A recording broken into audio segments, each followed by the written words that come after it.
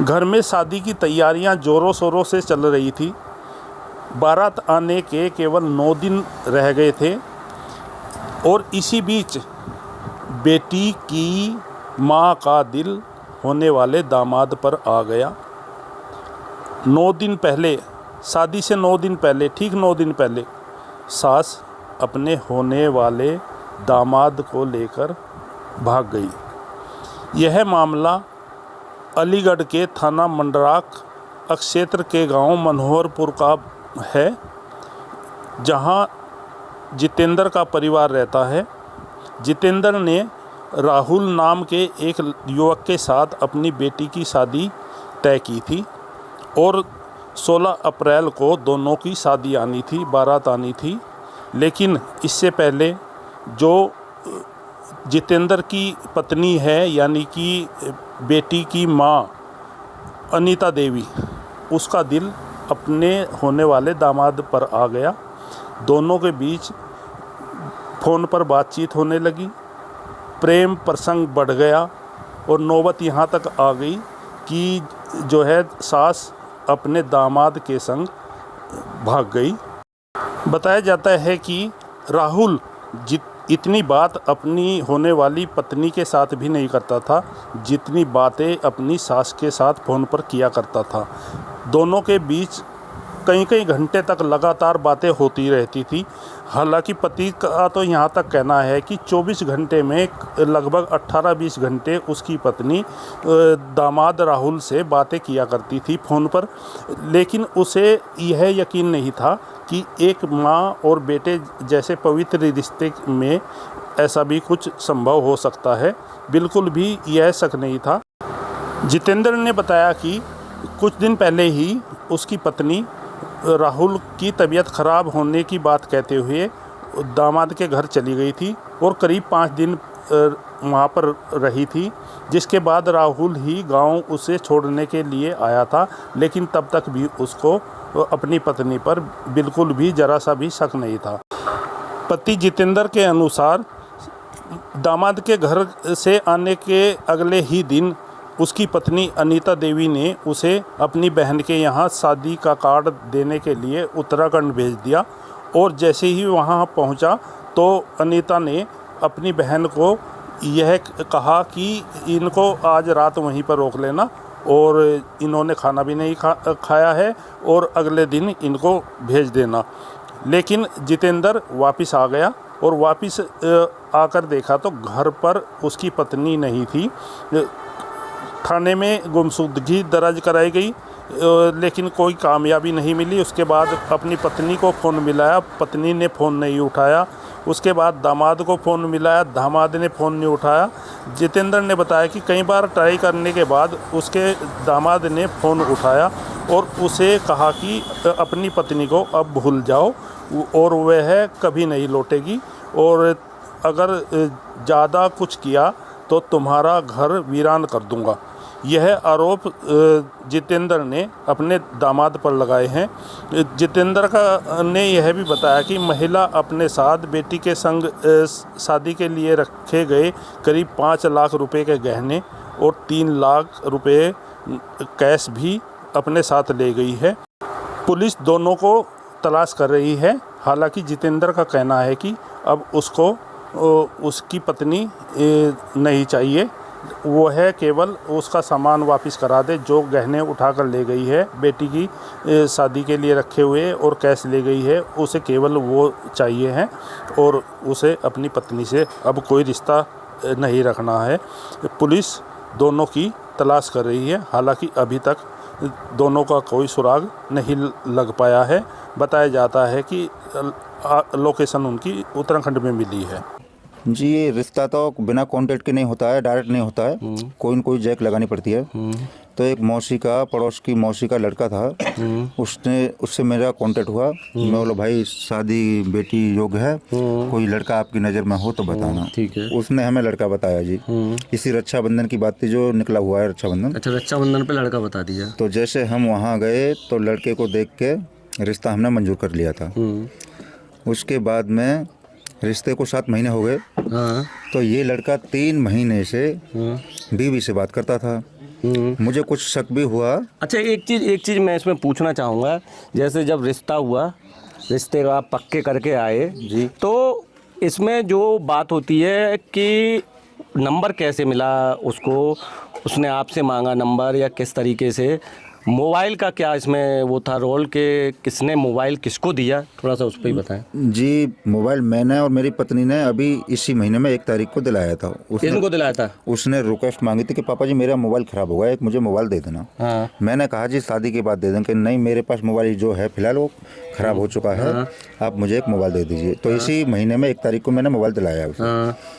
और इस 6 तारीख को ये घटना हो गई है। अच्छा, मोबाइल आपने दिला दिया, फिर आपके जो पत्नी का नंबर जो है, जो घर का नंबर है आपका, जी। वो आपसे लिया उसने या कैसे पता लगा जी उसका? नहीं, हमारे पास से नहीं लिया जी। फिर कैसे? जैसे कि अपने जीजा के यहाँ भी ये लड़का जाता था, रुद्रपुर में रहता था उसका जीजा।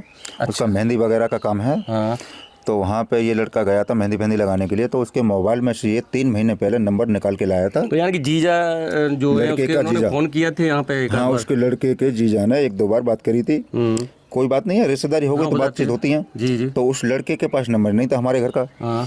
तो लड़के ने उसी अपने जीजा के मोबाइल से नंबर निकाला था।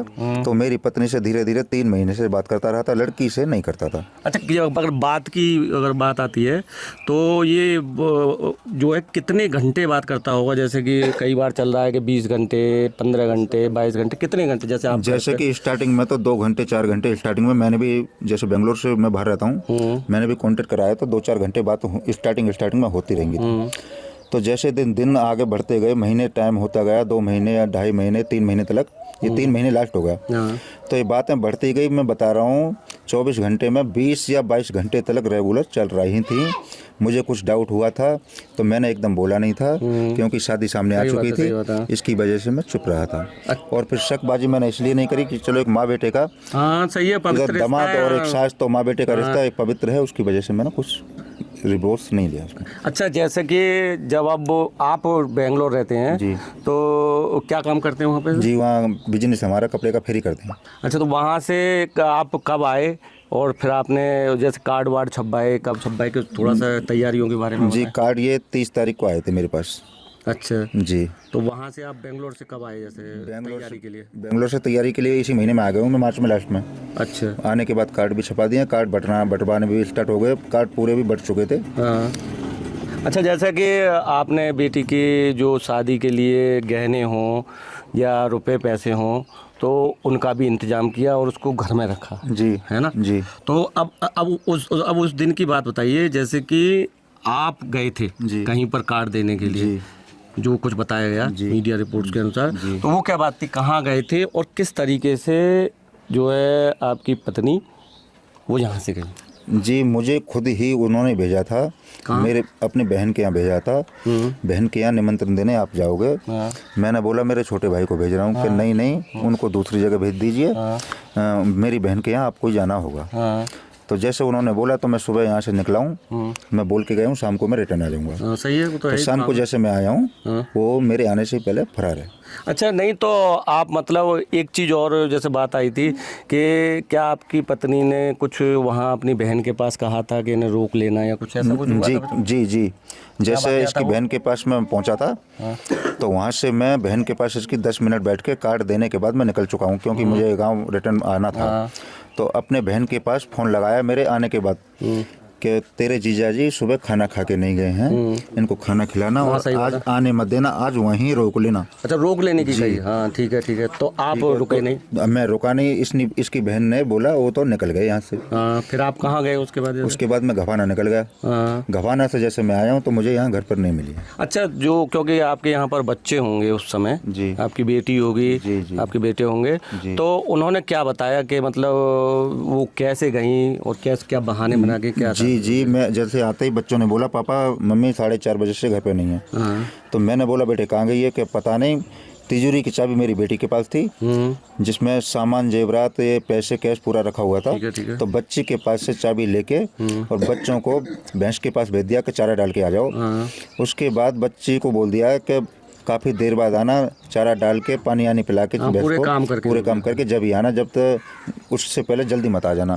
ठीक है। तो जैसे तिजोरी में जो भी कुछ था कैश वगैरह जेवरात पूरा वो निकाल के अपने पास कब्जा करके पूरा और चाबी दबका के कपड़ों के अंदर रख गई है। जैसे मैं आया तो लड़की को मुझे तुरंत बताया।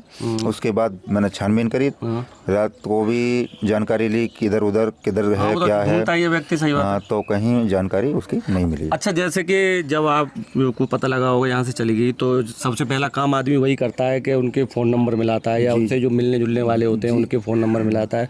तो आपने वो क्या वाक्य हुआ? जी, जैसे मैंने आया, मैंने खुद पत्नी के पास फ़ोन लगाया था, उसका बिजी आ रहा था। उसके पास में मैंने फिर लड़के के पास लगाया, उसके बाद में तो लड़का का भी बिजी आ रहा है। मैंने पत्नी के पास 2 बार लगा के तिबारा लगाया तो पत्नी ने स्विच ऑफ करा था।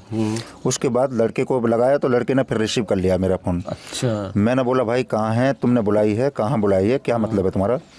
उसने बोला मुझे कुछ मालूम नहीं है, 1:30 बजे से मेरी बात नहीं हुई। अच्छा। जबकि बात उसकी रेगुलर जब तक मैं आया हूँ जब तक हो रही थी, इसका स्विच ऑफ हो गया। ये आपस में कहीं भी मिले हैं। लड़के ने 10:30 बजे तक अपना मोबाइल ऑन कर रखा था। अच्छा, लड़के से क्या बात हुई आपकी, थोड़ा सा उसके बारे में? जी, लड़के से बात हुई। मैं बोला तुम्हारी मम्मी को आपने कहाँ बुलाया? कि मुझे नहीं मालूम, मैं तो कपड़ा लेने आया हूँ। मैं बोला ऐसा नहीं है, आप एक एक बात बता रहे हो डेली, इतना तो मैं सुन रहा हूँ। आपको मैं डाटा नहीं फटकार रहा नहीं था, एक एक बात मैं आपको बता रहा हूँ। फिर मैं तुम्हें मालूम है और आप नहीं बुलाई है, बगैर आपके बुलाए घर से एक कदम भी नहीं रखती थी, क्योंकि मैं 19 साल से गुजरा हुआ हूँ उसके साथ में। तो आपकी शादी को कितना समय हो गया? जी 19 साल हो गए। अच्छा, ठीक है। फिर जी, उसने बोला कि मुझे कुछ मालूम नहीं है। मैंने बोला आपको हर चीज़ की मालूम है और कहाँ है ये आपको ही मालूम है। जहाँ भी हो मैं नहीं जा रहा हूँ लेने, किसी को भेज रहा हूँ, आपने बुला ली है तो उसके साथ तुम भेज दो कि फलानी जगह है। तो उसने कुछ जवाब नहीं कि ऐसा है 20 साल या 19 साल तुम्हारी शादी को हो चुकी हैं, अब उसको भूल जाओ। आप दारू पीते हो, मारपीट करते हो, अब उसको भूल जाओ और तुम्हारे घर को वीरान बना दूंगा मैं। अच्छा, और भी कोई उसने धमकी वमकी दी जैसे कुछ? जी, बस इतना ही बोल के गया, आपका घर वीरान बना दूंगा। आप 20 साल से दारू पी के मारपीट करते हो, अब ये तुम्हारे साथ कदाप भी नहीं, अब इसको भूल जाओ। अच्छा, उसने कुछ अपने बारे में भी कहा कि मरने भरने के बारे में, सुसाइड? जी, बोला था क्या था कि मेरी मम्मी भी इस दुनिया में नहीं रही तो मैं भी मरने जा रहा हूँ, लास्ट कॉल मेरी इतनी है और मेरे इतना बोल के आपका घर वीरान बना दूंगा मैं। अच्छा, तो उसके बाद फिर आप लगातार उन दोनों को मिला रहे हैं? तो कोई भी रिस्पेक्ट नहीं, दोनों स्विच ऑफ नहीं। अच्छा, जब ये मामला हुआ उसके बाद आप लड़के वालों के पास आपने भेजे होंगे कुछ लोग या आपका भी संपर्क हुआ होगा, तो वहाँ उन्होंने क्या कहा वैसे? जी, उन्होंने बोला था कपड़ा लेने गया था, हमें मालूम नहीं। और उसके बाद मैं उसके अपने पिताजी को भी बोल के गया कि मेरी सास मर चुकी है और मैं भी मर गया, मुझे आज से भूल जाओ। इतनी बात लड़के के बाप से हुई है मेरी, उसके बाद मेरी किसी से नहीं हो रही। अच्छा, कोई भी संपर्क नहीं? बस अब कुछ भी संपर्क नहीं, कुछ भी नहीं। उनका तो दोनों का सोच छुपा ही रहा है। उसके बाद मुझे कोई जानकारी अभी तक नहीं है। अच्छा, अगर आप बात करें कि पहली बार जो है आपको थोड़ा सा भी शक, पहली बार जी वो कब हुआ? जी, मुझे शक तो ये 3 महीने से, जैसे फ़ोन 2 घंटे 4 घंटे 8 घंटे जैसे टाइम बढ़ता गया था, मुझे शक हो रहा था। मगर मैं एक रिश्ते की वजह से कुछ डाटा फटकारा नहीं था। मैं बोला एक माँ बेटे का रिश्ता पवित्र होता है, उसकी वजह से मैंने कुछ बोला नहीं था। तो उनको छूट मिली रही और ये आपस में बात करते रहे। अच्छा, जो आपकी बेटी से उसकी तय होने के बाद रिश्ता कितनी बार बात हुई होंगी या कितनी देर बाद? बेटी से तो 1 आध बार हुई होंगी, बस 2 बात या 1 बात बस। वो उन्हीं के फ़ोन से होती थी? उसी फ़ोन से। हाँ जी। अच्छा, उसी के फ़ोन से? इसी फ़ोन से एक जो बात कुछ इतना है कि ठीक हो या कुछ है, बस इतना पूछ के रख देते थे। रखते नहीं थे फ़ोन, मगर उसी के अपने जो सास होने वाली थी उसी से बात करते